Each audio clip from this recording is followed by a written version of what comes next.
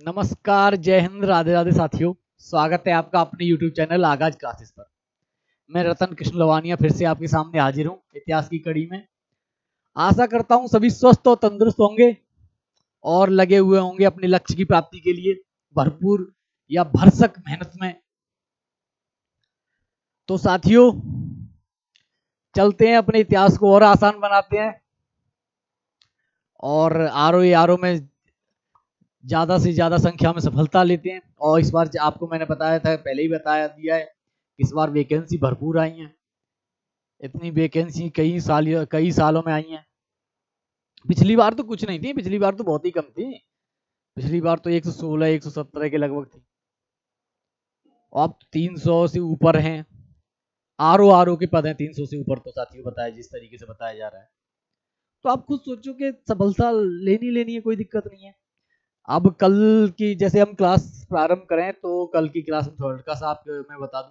तो कल की क्लास में मैंने आपको साहित्यिक साक्ष्य और पुरातात्विक साक्ष्य उन पर चर्चा हो गई थी, कौटिल्य के अर्थशास्त्र पर चर्चा हुई थी, विस्तृत चर्चा हुई थी। उसके बाद फिर साथियों हमने मेगास्थनीज की इंडिका पर भी चर्चा की थी। तो एक टॉपिक रह गया था अशोक का धम्म साथियों। तो उसको मैं जैसे समझा दूं, तो वो मैंने पीपीटी में ऐड नहीं करवाया क्योंकि वहां से क्या है, प्रश्न नहीं पूछता, लेकिन समझना चाहिए कि अशोक का धम्म क्या था साथियों। तो जैसे ही धम्म का जिक्र होगा साथियों, तो हम एक सेकेंड थोड़ा साइज छोटा कर लेता हूं। तो जैसे ही साथियों धम्म का जिक्र होगा, अशोक के धम्म का, तो आप सोचोगे कि धम्म कोई धर्म तो नहीं था। और जैसे सबसे पहले अशोक की धम्म नीति, अशोक का धम्म, धम्म, तो ये धर्म भी नहीं लिखा क्योंकि धर्म संस्कृत भाषा का शब्द है और धम्म प्राकृत भाषा का शब्द है साथियों। तो आप खुद सोचोगे कि जिस तरीके से साथियों इसमें अगर देखोगे तो मेन कारण क्या था। अशोक का विशाल साम्राज्य था। अगर आप अंदाज वो एक अनुमान था या एक कह सकते हैं कि एक अनुमान लगाओ, तो आप ये सोचो कि ऐसा क्या हुआ या ऐसा क्या हुआ या क्या कारण था कि अशोक को धम्म लाना पड़ा, वो धम्म की नीति लानी पड़ी। क्यों अहिंसा की अगर जिक्र करता है वो, कलिंग युद्ध में अहिंसक अगर बन गया, उसका जीवन वो हृदय परिवर्तन हो गया, तो अहिंसक बनना था। तो जैन धर्म में सबसे बड़े, आप मैंने बताया था कि कठोरतम अहिंसक वो था, नियम रखने की वो जरूरत थी, या आप कह सकते हो कि नियम रखने के, आप जो कठोर अहिंसक रूल और रेगुलेशन थे उसकी। तो जैन धर्म क्यों नहीं अपनाया फिर उसने। और बौद्ध धर्म में भी आप कह सकते हो कि वर्ण व्यवस्था उस सब पे चोट की। तो आप कह सकते हो कि वर्ण व्यवस्था की अगर वो कोई भी वर्ण या जाति व्यवस्था, या आप कह सकते हो ये सब ईश्वरी सत्ता को नकारना था, ये सब करना था, तो बौद्ध धर्म अपना लेता। क्योंकि शुरुआत में वो वैष्णव धर्म का होता है। उसके बाद आप देखोगे कि तो पता चलता है कि वो वैष्णव धर्म में भी आप कहोगे शिव का उपासक था।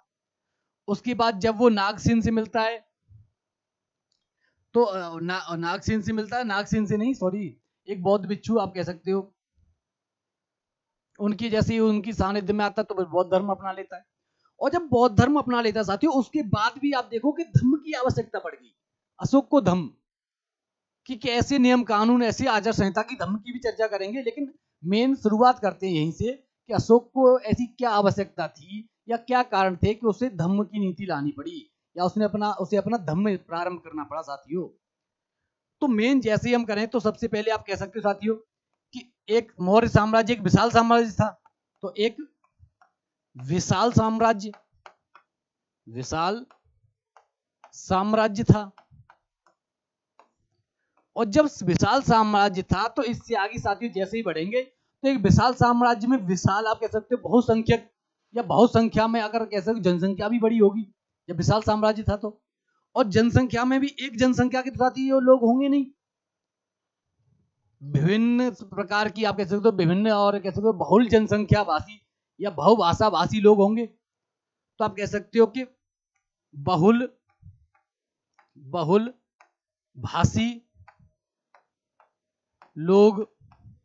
और जब बहुल भाषी लोग एक विशाल साम्राज्य में साथियों निवास करेंगे, तो आपको ये समझना पड़ेगा कि जब बहुल भाषी लोग एक विशाल साम्राज्य में निवास कर रहे हैं, तो उन्हें संभालने के लिए अशोक के पास दो नियम कह सकते हो कि दो रास्ते थे। अगर कोई कहे कि जो अशोक का एक विशाल साम्राज्य था। उस विशाल साम्राज्य में बहुलवासी लोग रहते थे। अब उन बहुलवासी लोगों को संतुष्ट करने के लिए या उन्हें संभालने के लिए या उन्हें अपने एक रास्ते पर रखने के लिए या अपना कह सकते हैं कि अपना पचतर, जैसे मैंने आपको बताया था कि जनता का राजा को अगर राजा बना रहना है तो जनमत का समर्थन बहुत आवश्यक होता है या बहुत महत्वपूर्ण होता है।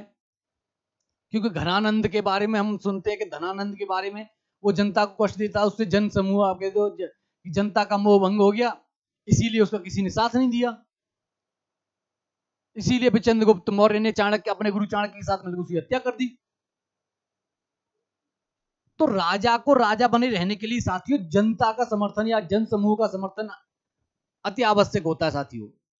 तो यही अशोक के पास था। तो अशोक ने कहा कि मैंने युद्ध की नीति छोड़ दी है। तो होता है एक जन समर्थन होता है डर से, डर का भी तो होता है साथियों कि राजा इतना खूंखार है, इतना वो है कि तुरंत सूली पे चढ़ा देता है कि तुरंत ये कर दे, और डर का भी बहुत कम होता है। तो अशोक के सामने साथियों दो रास्ते थे विशाल साम्राज्य को एक अपने समर्थन में लाने के लिए या एक कह सकते हो कि एक सूत्र में बांधने के लिए दो रास्ते थे। पहला रास्ता साथियों तलवार के बल पर, तलवार के बल पर। और तलवार के बल पर मतलब आप कह सकते हो कि तलवार के बल का नेतार्थ आप निकालें साथियों तो तलवार के बल का मतलब है कि डर से, डरा के अगर किसी को अपना वो बनाना। और जब साथियों डराने का जैसे जिक्र आएगा तो आप खुद सोचो कि उसने इसे उपयोगी नहीं समझा कि डरा के तो मैं युद्ध छोड़ के ही आया हूं, तो फिर कहेंगे कि फिर युद्ध में और डराने में फिर फर्क क्या रह गया साथियों। तो इसे उपयोगी नहीं समझा, उपयोगी नहीं समझा। और साथियों जैसे ही ये उपयोगी नहीं होगी या जिसे इसे उपयोगी नहीं समझेगा तो एक जो दूसरा रास्ता खुलेगा साथियों। और दूसरा रास्ता अगर आप कहो तो एक ऐसी आचार संहिता या एक ऐसी सांस्कृतिक आप कह सकते हो कि सांस्कृतिक नीति या एक कह सकते हैं एक सामाजिक नीति का प्रयोग किया जाए जिससे कि सब भाषाभाषी एक हो जाएं। तो एक सांस्कृतिक व्यवस्था या एक ऐसी सांस्कृतिक व्यवस्था, एक ऐसी सांस्कृतिक व्यवस्था, सांस्कृतिक व्यवस्था, व्यवस्था, एक ऐसी सांस्कृतिक व्यवस्था जिससे कि सभी को एक उसमें बांधा जाए, एक आप कह सकते हो कि एक सूत्र में बांधा जाए। तो आप मैं ये ऊपर ये थोड़ा इधर ही भाषा भाषी वाला इधर हटा देता हूँ साथियों, अगर जैसे समझाने के लिए। तो ये अगर मैं हटा दूं ये बहुल वाला तो आप सीधे सीधे यहीं से अगर मैं जोड़ दूं दोनों को या ये हटा के जैसे यहां से मैं जोड़ूं तो आप खुद सोचोगे साथियों कि उसके बाद जैसे हम यहां आ जाएं तो अगर देखोगे कि एक सूत्र में बांधने का, एक सूत्र में बांधना, बांधना साथियों। और जब एक सूत्र में बांधने का तो उसने एक सूत्र में बांधने के लिए उसने सोचा कि एक सांस्कृतिक ऐसी व्यवस्था की जाए या एक सामाजिक एक ऐसी नीति लाई जाए या सांस्कृतिक आधार पर या सांस्कृतिक आप कह सकते हो कि एक ऐसी नीति लाई जाए जिससे कि जो बहुभाषाभाषी लोग हैं या जो एक विशाल सामाजिक की जो जनमानस है वो सब एक उसमें सूत्र में बंध जाए। तो उसने उसे उपयोगी माना। इसीलिए आप कह सकते हो साथियों कि यही कारण था कि अशोक ने धम्म की नीति लेके आया, अशोक अपना धम्म लेके आया। अशोक अपनी भेरी घोष की नीति त्याग कर धम्म घोष की नीति अपनाई। अब चलते हैं साथियों, ये हो गया तो ये अब आपकी समझ में आ गया होगा कि अशोक ने धम्म क्यों अपनाया। अब चलते हैं कि अशोक का, जैसे इसमें प्रीवियस ईयर नहीं पूछा गया लेकिन जैसे आता है ना हर किसी के दिमाग में कि अच्छा अशोक का धम्म क्या था, ये अशोक का धम्म क्या, अशोक के धम्म से ऐसा क्या हुआ कि अशोक के धम्म की आवश्यकता पड़ गई। तो साथियों यही है कि जैसे ही हम आगे बढ़े तो आप खुद सोचोगे कि अब चलते हैं अशोक का धम्म का है। अब धम्म की चर्चा करते हैं। अशोक का धम्म। और साथियों जब अशोक के धम्म की आप देखोगे तो अशोक ने अपने धम्म की एक परिभाषा दी कि मेरे धम्म में क्या क्या होना चाहिए। अशोक ने उसमें आप कह मैं सबसे पहली बात तो आप सबसे पहले अगर यहाँ हम कहें तो मेन आप कह सकते हो कि जो मैंने आप शुरुआत में करवा दिया उसे क्या ही लिखूं कि धम्म एक प्राकृत भाषा का शब्द है और धर्म संस्कृत भाषा का शब्द है। तो ये आपकी समझ में आ ही गया होगा साथियों। इसके बाद हम जैसे ही कहेंगे कि अशोक का धम्म, तो अब अशोक के धम्म में आप सोचो कि अशोक ने, जब मैंने आपको बताया था कि जितने भी धर्म हैं उनसे सभी से अच्छी अच्छी चीजें या अच्छी अच्छी बातें सब इकट्ठा करके अपने धम्म में कर दी। तो अशोक का धम्म कुछ नहीं, एक आचार संहिता। पहली बात तो एक आचार संहिता है, आचार संहिता है, संहिता है। कोई वास्तविक धर्म नहीं है या वास्तविक धर्म नहीं है, कह सकते हो कि वास्तविक धर्म नहीं है, वास्तविक धर्म नहीं। और वास्तविक धर्म साथियों क्यों नहीं? क्योंकि जब कोई धर्म कोई धर्म होता है, जैसे धर्म होता है, तो धर्म में 3-4 ऐसी चीजें होती हैं साथियों। धर्म होने के लिए या किसी को धर्म मानने के लिए 3-4 चीजें होती हैं। एक तो उसका पवित्र उपासना केंद्र, आप सबसे कह सकते हो कि पवित्र उपासना केंद्र, जैसे जिसे मंदिर बोला जाता है। आप देखोगे मुस्लिम धर्म में उसे मस्जिद बोला जाता है, अलग अलग धर्म में जैसे ईसाई धर्म में चर्च बोला जाता है। तो ऐसी एक उपासना केंद्र होगा। एक पवित्र, आप कह सकते हो कि पवित्र उपासना केंद्र, या दूसरा कह सकते हो कि एक पवित्र देवता होगा, या पवित्र आप कह सकते हो इष्ट होगा, इष्ट देव, पवित्र इष्ट देव होगा साथियों। और आप दूसरी कह सकते हो कि एक उपासना विधि होगी, उपासना केंद्र हो गया, और एक पवित्र उपासना विधि होगी, पवित्र उपासना विधि, उपासना विधि केंद्र हो गया, इष्ट देव हो गया साथियों, पवित्र उपासना केंद्र होगा, एक पवित्र उपासक होंगे साथियों, उपासक।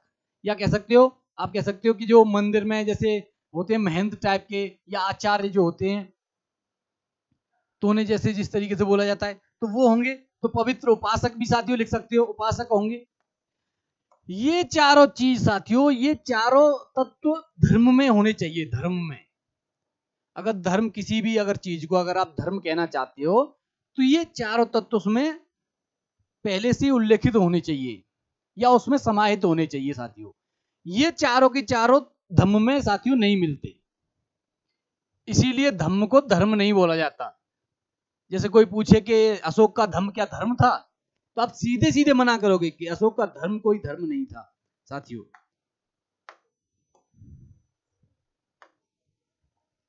और अगर जैसे ही पूछे कि अशोक का धम्म कोई धर्म नहीं था, पहली बात तो ये क्लियर मना कर देनी है कि अशोक का धम्म कोई धर्म नहीं था।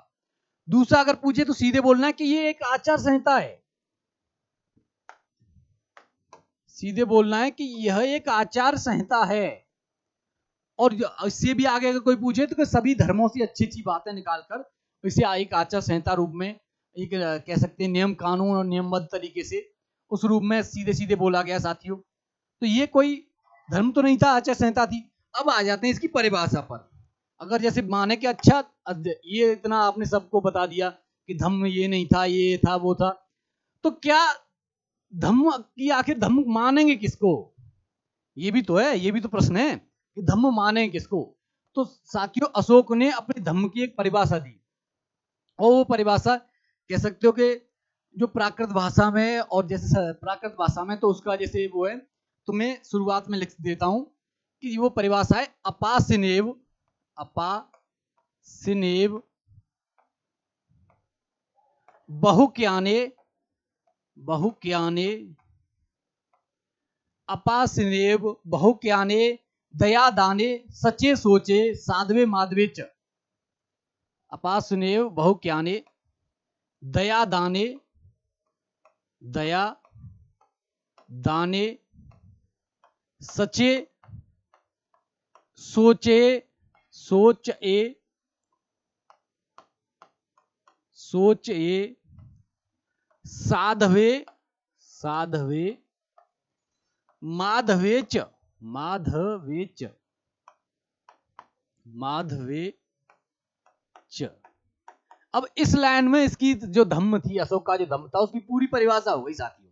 ये लाइन जो मैंने आपके यहां जो लिखी है पूरी, ये एक श्लोक आपको लग रहा होगा कि गुरुजी ये कौन सी भाषा में, संस्कृत भी नहीं लग रही है, तो कौन सी भाषा में ये श्लोक सा लिख दिया। तो ये श्लोक नहीं है, ये धम्म की परिभाषा साथियों, ये आपको समझना पड़ेगा। तो सीधे सीधे अगर मैं जैसे कलर चेंज करके अब मैं आपको बताऊं कि ये क्या है, तो आप देखोगे कि अपासिनेव, बहुक्याने, दया, दाने, सचे, सोचे, साधवे और माधवे च। तो ये सभी तत्व जो नाम दिए हैं कि ये सभी शामिल हैं, ये सब अशोक के धम्म में शामिल हैं सीधे सीधे। तो आप साथियों अगर पूछे कि अपासिनेव क्या है, तो अपासिनेव का हिंदी में अगर आप जानो तो अपासिनेव का अर्थ होता है पाप रहित होना। बहुक्याने क्या है कि बहुक्याने होता है, बहुक्याने तो शब्द से पता चल रहा है, बहुक्याने बहुत लोगों का कल्याण करना साथियों। तो बहुक्याने ये हो गया। तो सीधे आप लिखो अपासिनेव, तो पाप रहित होना, पाप रहित होना, रहित होना। बहुक्याने हो गया साथियों बहुत लोगों का कल्याण करना, बहुत कल्याण करना। तो बहुत कल्याण करना मतलब साथियों वही है कि बहुत लोगों का कल्याण करना, बहुत लोगों का कल्याण करना का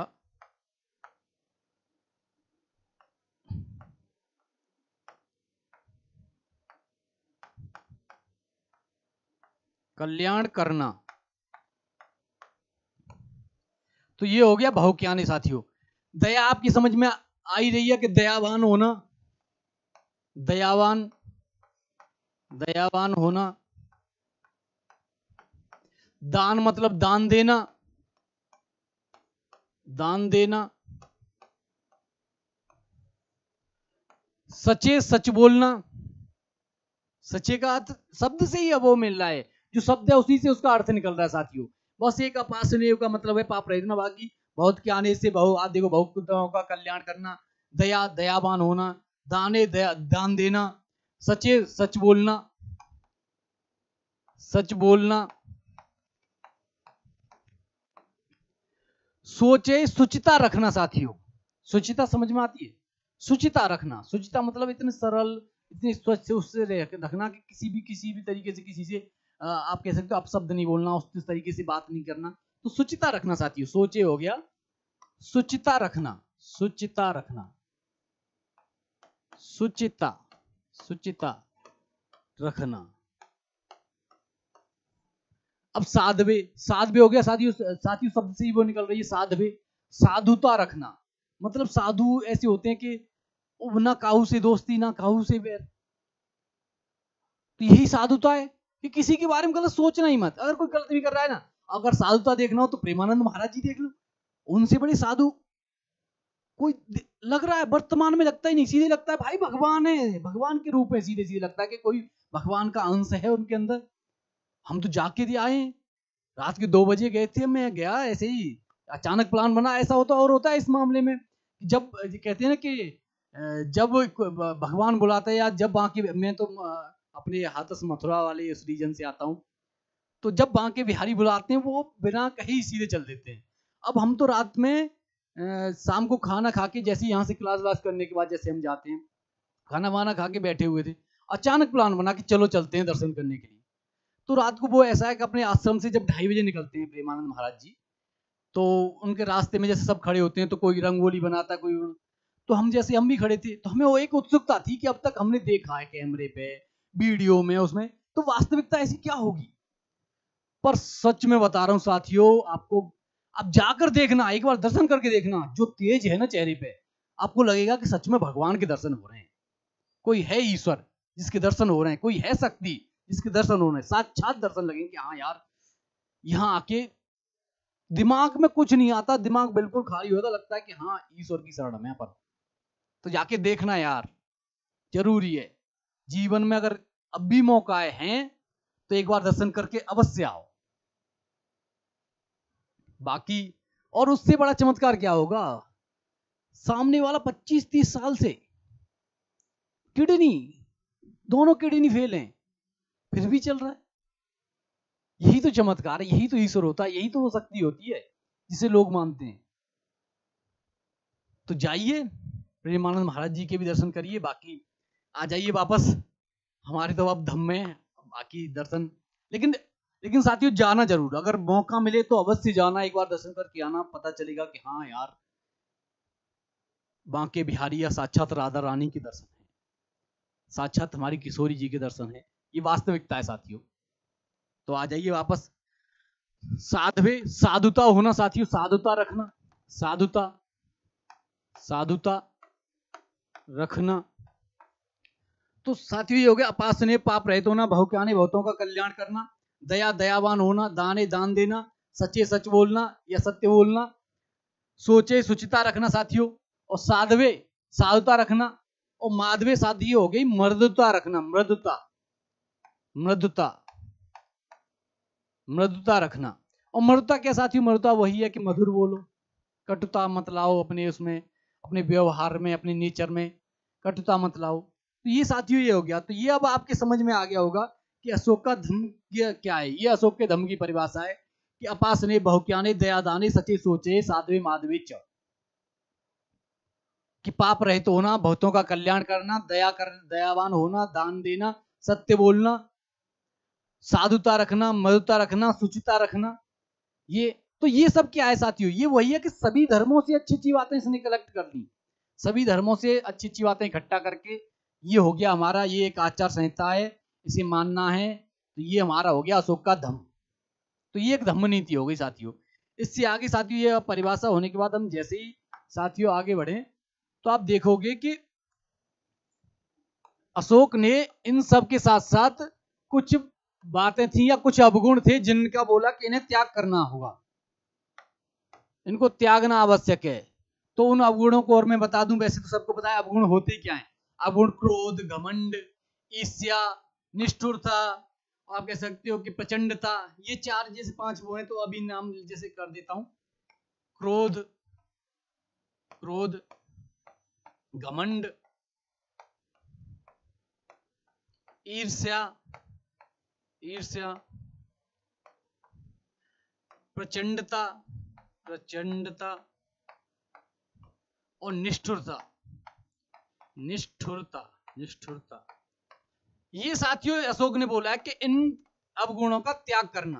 अशोक की धम्म में स्पेशल बोला गया है कि इन अवगुणों का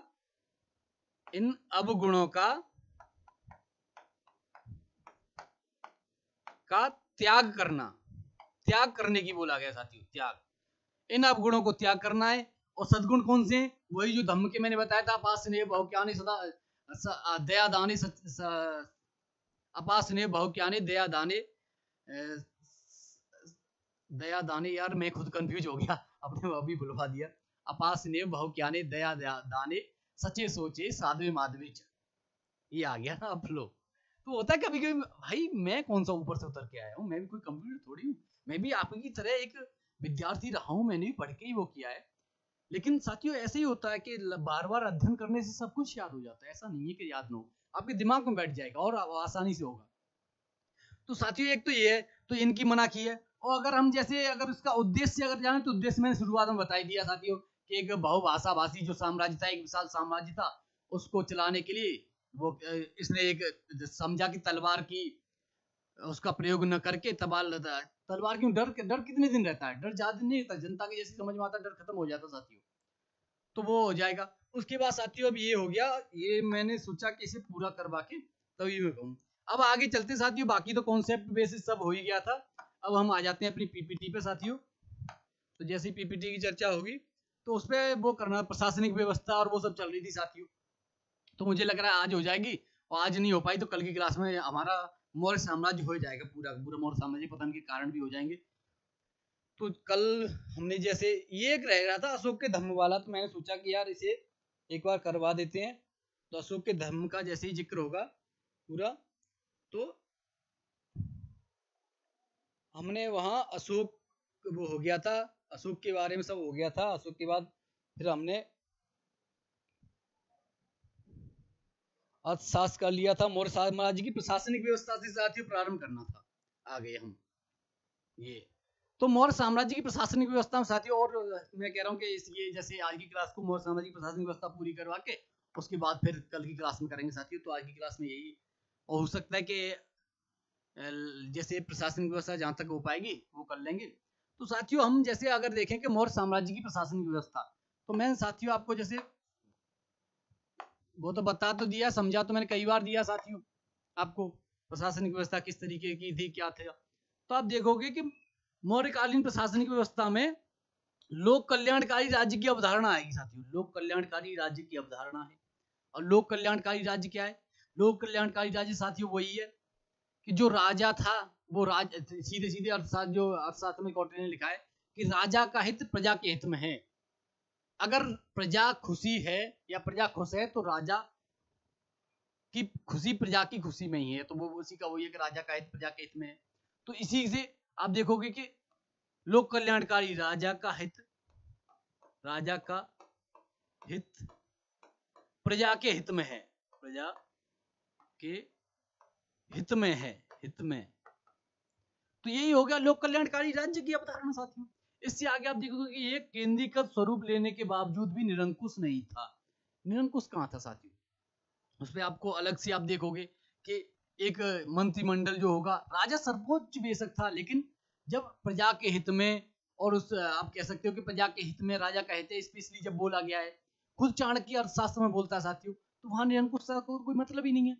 और आप देखोगे कि एक शब्द, एक वाक्य ऐसा भी आता है, वहां से प्रश्न नहीं पूछा गया, लेकिन ये भी आता है कि वो सीधे सीधे ये बोलता है, राजा एक आदेश में बोलता है कि मेरे जो गुप्तचर हैं या कोई खबरी या कोई भी, जैसे मेरा जो फरियादी है, वो मुझे उस समय भी, मतलब उस समय भी मेरे पास आ सकता है, मुझे फरियाद लेके आ सकता है, मुझे शिकायत कर सकता है, या मुझसे बात कर सकता है, सीधे बात कर सकता है।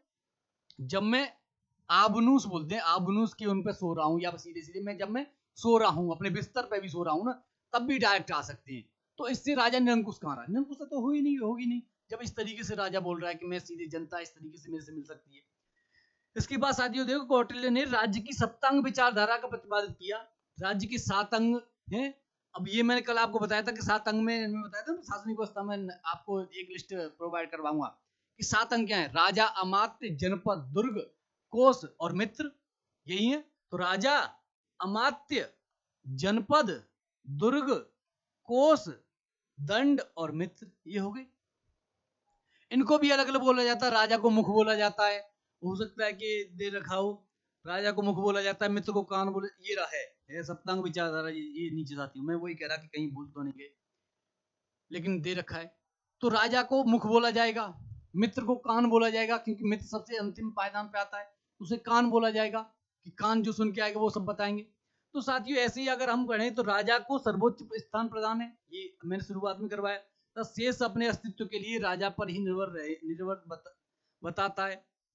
जब राजा सर्वोच्च हो गया तो उस पर निर्भर ही होंगे बाकी जितने भी हैं, उसके कलीग्स वगैरह आप कह सकते हो, या उसके मंत्री वगैरह और जितने भी हैं।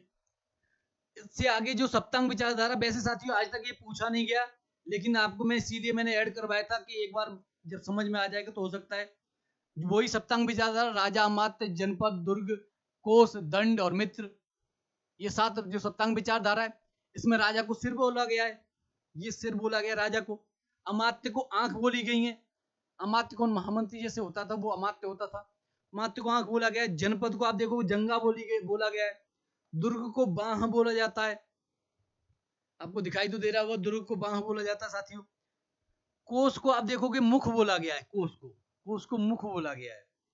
और दंड, बल या सेना, जो तीनों जो एक समानार्थी शब्द हैं, जो समान उस पे आते हैं, सप्तांग जो समान अंग पाते हैं, उसे मस्तिष्क बोला गया है कि बिना सेना के कैसे काम चलेगा, मस्तिष्क की नहीं है, तो मस्तिष्क बोला गया। और मित्र को साथियों कान बोला गया है, मैंने आपको बताया था मित्र को कान बोला गया साथियों। इससे आगे जैसे ही हम आएंगे साथियों, तो आप देखो अर्थशास्त्र में वर्णित प्रमुख तीर्थ एवं अध्यक्ष। अब इनकी जो लिस्ट मैंने उस समय बताई थी कि 18 तीर्थ और 26 अध्यक्ष हैं, उनकी लिस्ट मैंने बताया था कि प्रशासनिक व्यवस्था में साथियों में आपको करवाऊंगा। तो प्रशासनिक व्यवस्था में साथियों में उनकी लिस्ट जैसे आपको बताऊं, तो अर्थशास्त्र के अनुसार मौर्य काल में उच्चाधिकारी तीर्थ कहलाते थे, मैंने आपको बताया था कि तीर्थ कहलाते थे। 18 तीर्थ थे, 26 अध्यक्ष थे, ये भी नीचे रखा होगा। 18 तीर्थों की संख्या थी, जिनके लिए अधिकतर स्थानों पर महामात्र की शब्द मिलता है। इसके अतिरिक्त आप देखो 26 तीर्थों की चर्चा मिलती है साथियों। ये हो गया, इससे आगे लिस्ट होगी साथियों।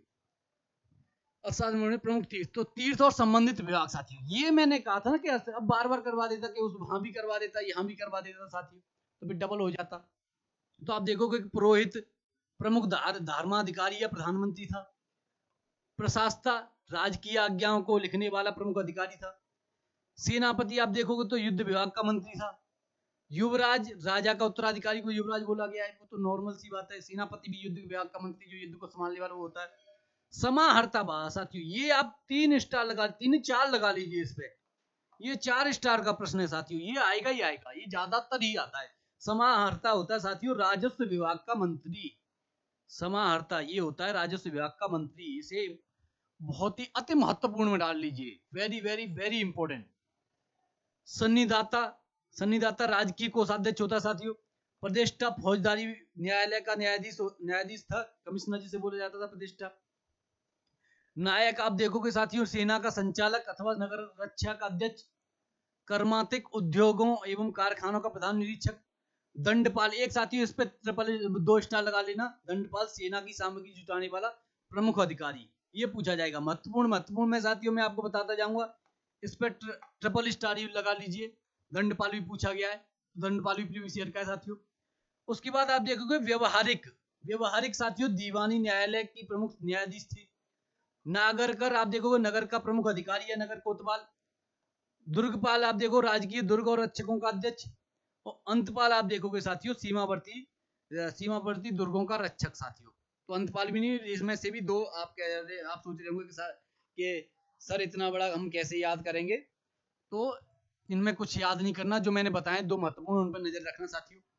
इससे आगे आप देखोगे तो दोबारिक आता है साथियों, दोबारिक जिसमें राजमहल की देखरेख करने वाला प्रधान था। अंतर्वेशिक सम्राट के अंगरक्षक ये सेना का प्रधान अधिकारी था साथियों। और मंत्री परिषदाध्यक्ष आप देखोगे मंत्री परिषद का अध्यक्ष था। आटविक, जो मैंने बताया था कि आटविक जनजातियां उस समय बताया था, जैसे शुरुआत में महाजनपद काल में और उसमें करवाया था, या अशोक के उसमें बताया था, अशोक के धम्म अभिलेखों में बताया था कि आटविक वन विभाग का प्रधान अधिकारी, क्योंकि आटविक जनजाति थी तो वन विभाग का प्रधान अधिकारी होगा।